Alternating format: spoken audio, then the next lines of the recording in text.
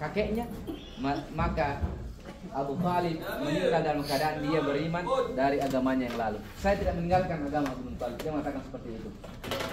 Pemuka-pemuka Quraisy dinasihati oleh Nabi sallallahu alaihi wasallam, wahai pemuka kaum, ucapkan la ilaha illallah, maka orang-orang di luar Arab pun akan tunduk kepadamu.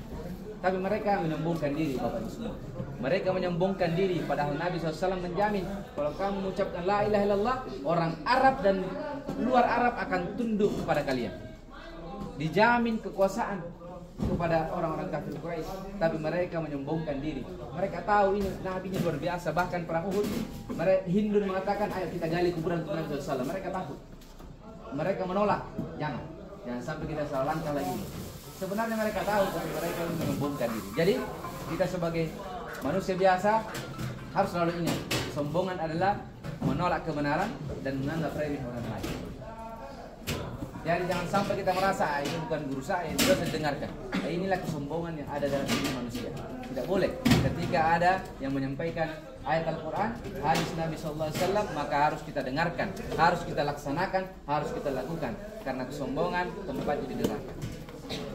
Jadi kesombongan bukan pakai baju yang bagus, bukan pakai mukena, bukan pakai seksi yang bagus, tapi kesombongan menolak kebenaran. Ketika ada yang membawa kebenaran, maka dia tolak. Pada saat di Ka'bah disuruh ditanya, kalau nanti ucapkan Bismillah, Allahu Akbar, tidak usah ikut-ikutan mengecup, karena tidak contoh dari Nabi dan para sahabat. Tapi dia bilang banyak orang begitu, tidak usah mengikuti yang banyak, tapi ikutilah Nabi dan para sahabat. Tapi kalau ada yang bawa berita ini dari Nabi SAW, akan diikuti atau sampaikan kepada yang menyampaikan. Ada hadisnya seperti ini, tolong diikuti. Jadi seperti itu, Bapak Ibu semua. Ada beberapa pelajaran yang kita dapatkan hari ini, bahwa iman itu harus diperjuangkan. Kita harus setia kepada agama, kita harus setia kepada Allah Subhanahu wa taala, harus setia kepada Rasulullah SAW. Para sahabat sudah membuktikan kesetiaan mereka, membuktikan janji mereka pada perang Badar, perang Uhud yang akan kita nanti lihat besok insyaallah, dan kita akan selami, kita akan dengarkan bagaimana kepahlawanan mereka, bagaimana mereka mengorbankan jiwa dan raga mereka, bukan hanya korban harta seperti kita ini, korban fisik, pergi ibadah dan seterusnya, tapi mereka mengorbankan nyawanya, bahkan mereka tercabik-cabik kulitnya. Jadi kita tidak seberapa ini Bapak Ibu semua.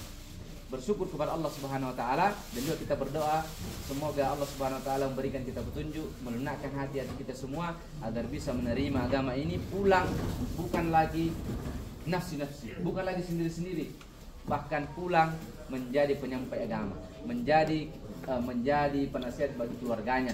Karena Nabi SAW bersabda, man ra'a minkum munkaran falyughayyirhu biyadihi. Ketika engkau melihat kemungkaran, maka cegah dengan apa? Dengan tangan, kekuasaan, atau dengan apa yang kamu punya. Kita semua pemimpin akan bertanggung jawab dengan apa yang kita pimpin. Seorang bapak bertanggung jawab dengan anaknya. Seorang tour leader bertanggung jawab dengan apa yang dikerjakan oleh yang dipimpin.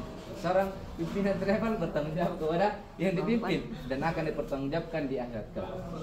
Jadi ketika melihat kemungkaran, maka cegah dengan kekuatanmu, dengan mungkin tapi dengan cara yang baik. Cegah dengan tangan.